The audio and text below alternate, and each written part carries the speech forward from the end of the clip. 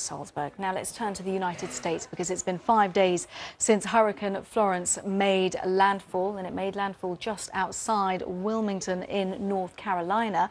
Well, today the US President Donald Trump visited the area to see for himself the immense damage that this storm has caused.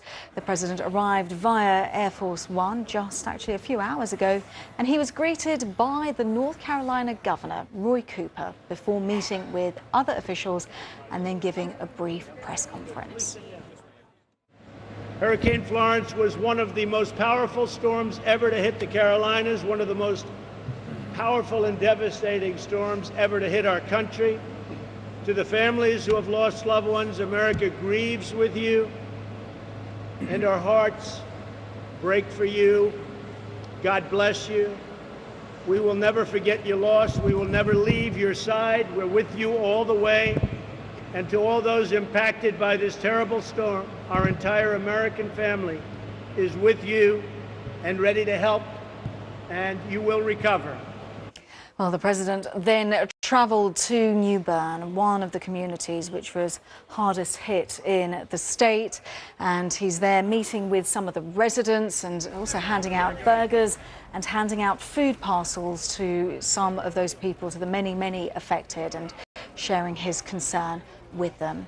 Well, while the storm has passed, the actual threat hasn't. Tens of thousands of homes and roads remain underwater, and swollen rivers really pose a risk of more flooding. Let's have a little look at some of the numbers in this story. More than 15,000 people remain in shelters, and more than 200,000 people are without power across North Carolina. Well, Florence has killed at least 37 people in North and South Carolina, including 2 mental health patients who drowned after a van they were in crashed. Now, one of the biggest threats is the rising river levels. At least 16 rivers are at major flood stage, with 3 others set to crest in just the coming days across North Carolina. This is Cape Fear River, and as you can see, it's swollen. It's expected to crest at 19 metres, 4 times its normal height. And residents living within just over a kilometre of it say that, well, they will possibly need to be evacuated. There's been lots of dramatic rescue images. This is a man and his dog who were spotted by the US Coast Guard. They were stranded on the roof of a building. The US Coast Guard then performed a very daring rescue operation to hoist the pair to safety. So just some of the many different rescue operations taking place.